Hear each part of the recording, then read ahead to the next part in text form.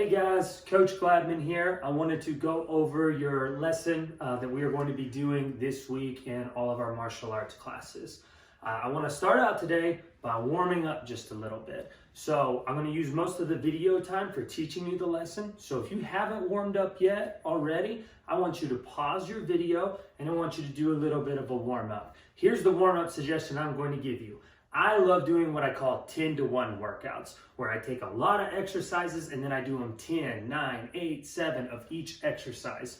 That can take a little bit of time, so what I want you to do is I want you to pick your 3 favorite exercises. So maybe it's like jumping jacks, push-ups, and squats. And then I want you to do 10 push-ups, 10 jumping jacks, 10 squats. Then you do 9 push-ups, 9 jumping jacks, 9 squats. So I want you to do that. That'll get the blood pumping and we'll be ready to rock and roll. So if you haven't warmed up yet, go ahead and push pause right now on the video and then we will get started with the lesson.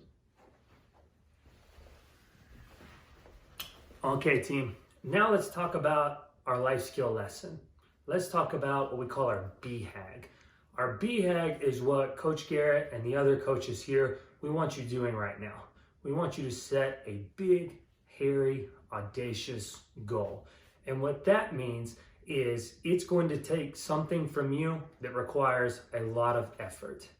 It's going to take something from you that the person who is sitting on the couch right now, that's not going to be able to be the person who can accomplish this goal. Our goal for you as students, for coaches, is we want you to come out of this a better, stronger, smarter version of yourself than when we started. So my question to you is, how do you want to be remembered during this time? There's a lot of things going on right now, team, that we have no control over. And so really the only thing that we can ask ourselves is, how do we want to be remembered during this time? This situation is going to be something that's talked about and studied for years and years to come.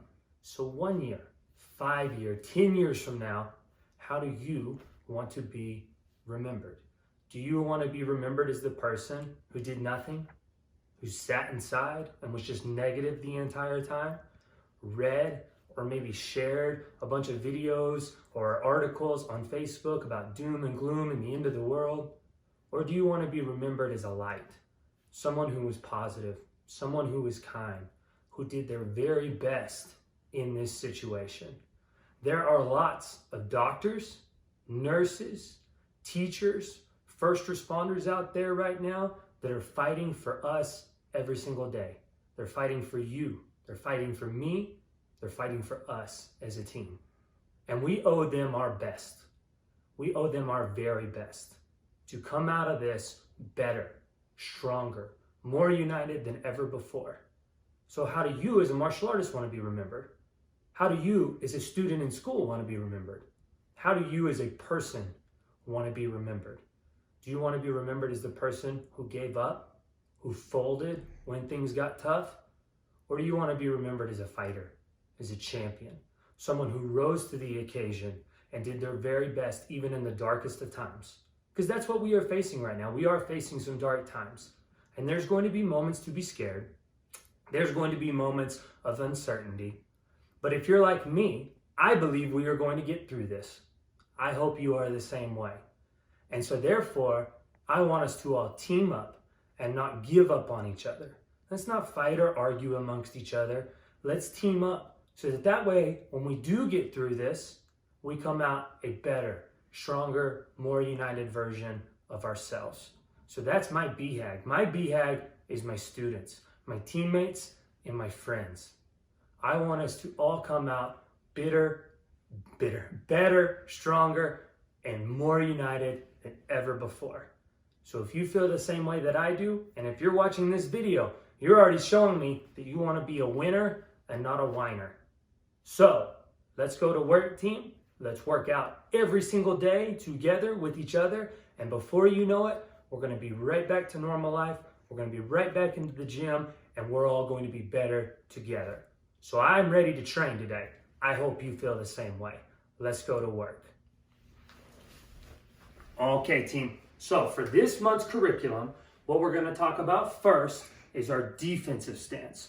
So we've been talking a lot about our kickboxing stance and our karate stances. This one's a little bit different. Our defensive stance is very similar to our kickboxing stance.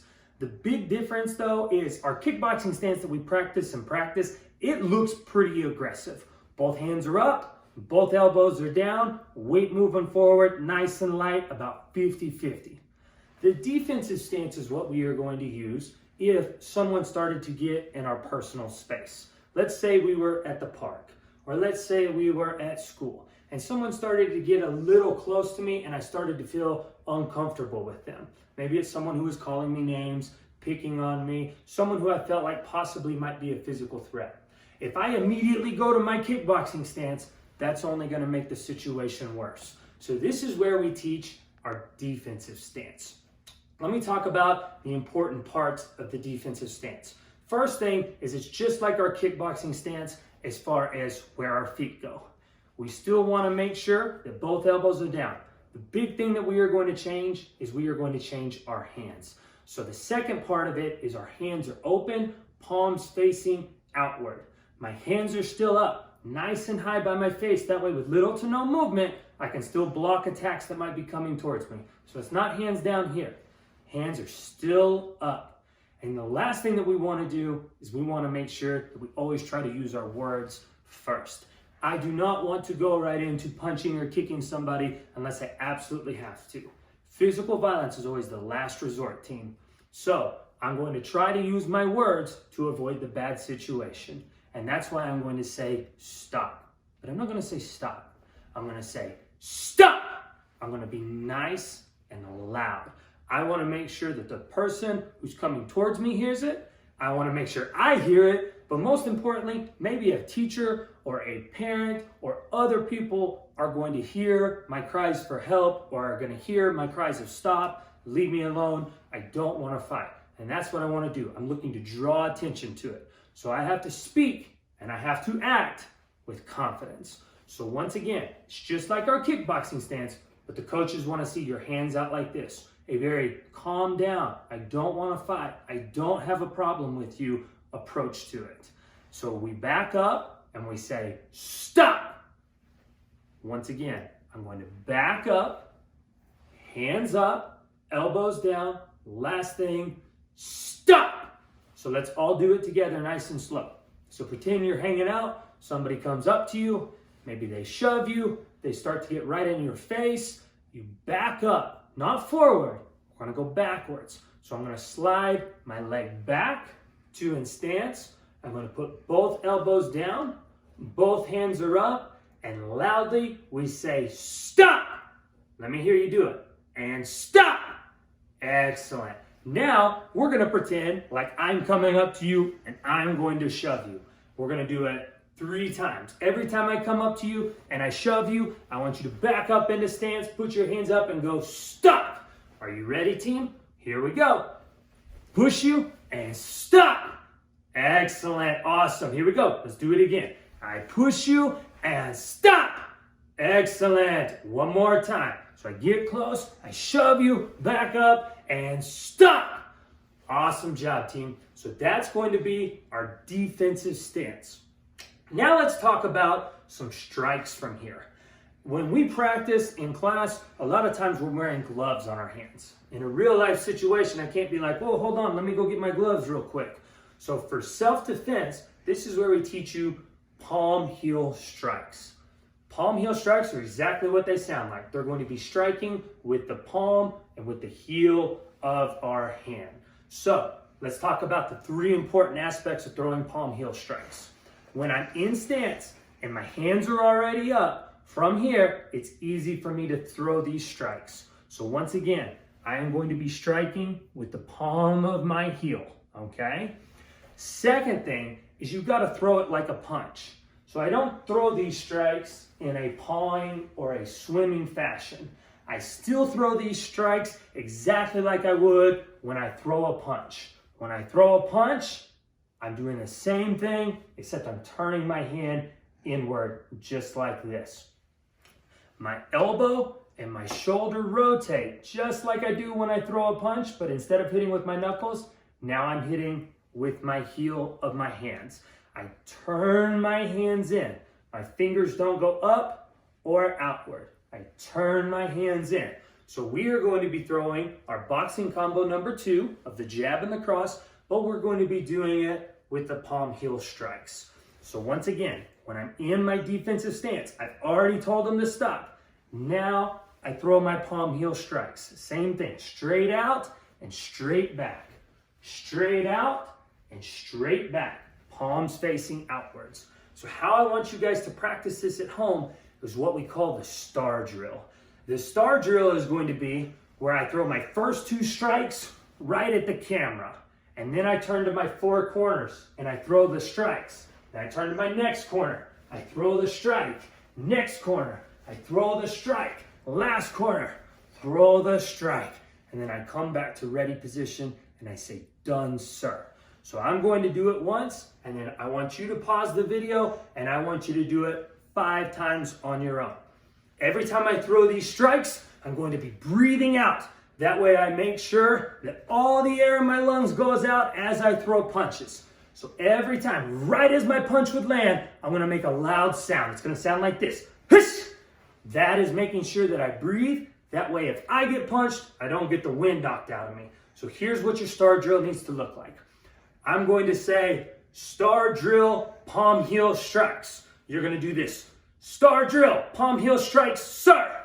You're going to go to your fighting stance. You're going to throw combo 2 with your palm heels. Hish, hish. Then you turn the corner. Hish, hish.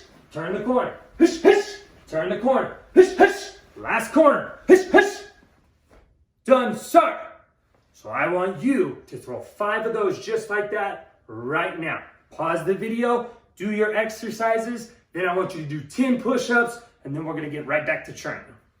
Okay, the next thing I wanna talk about is the same drill, but we're gonna throw with our punches. So combo number 2, the jab and the cross.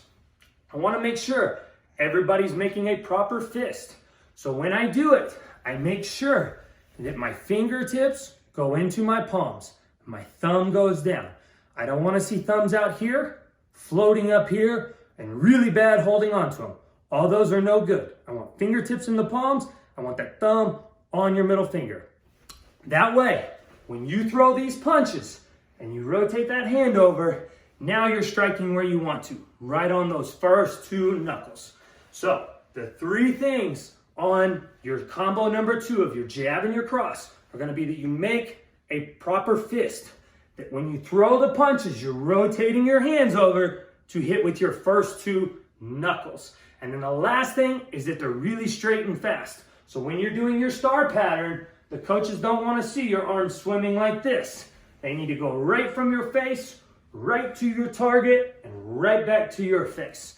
My coach, Coach Garrett, always told me that these punches are right from your face to their face and no other place. That's what I want to see. So we're going to do our star pattern now, but instead of the palm heel strikes, now we're going to make proper fist, and we're going to throw it with combo number 2 in the star pattern. So it's going to look like this. Once again, I'm still going to breathe out. I'm going to demonstrate it once, and then I want you to do 5 patterns, and then 10 jump squats, and then we'll jump into our last move. So here's me doing it one time. So now I'm in kickboxing stance. I'm making my fist. So combo 2 with the star pattern. Looks just like this. Hush, hush, hush, hush, hush, hush, hush, hush, hush, hush. Done, sir. I want you to do 5 just like that, and then 10 jump squats, and then we're gonna jump into our last technique.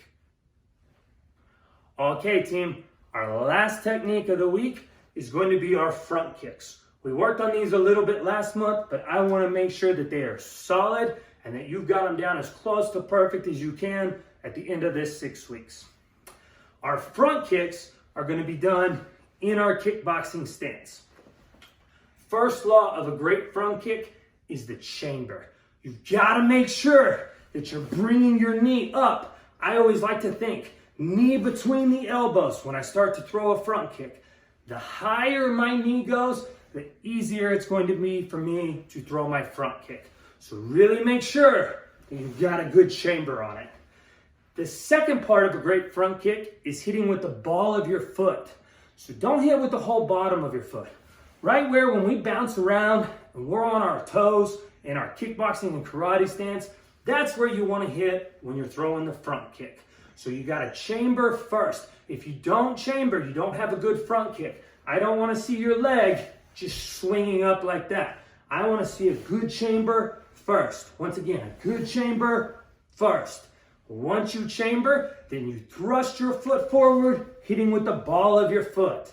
And the last thing, you got to put your hips into it. You got to thrust your hips forward. On a front kick, I don't just swing my leg upwards. I don't kick up. I kick through the target. So it's just like you're kicking down a door. If I needed to kick down a door, I don't want to swing my leg upward.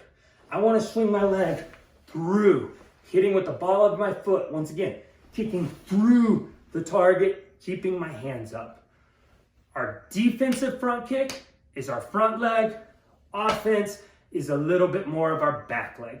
So if someone was darting towards me, I would want to lean back just a little bit, chamber, thrust my foot right into that rib cage and sternum. My back leg, if I need to cover a little bit more ground, I keep my hands up, elbows in, I chamber and I thrust that kick forward.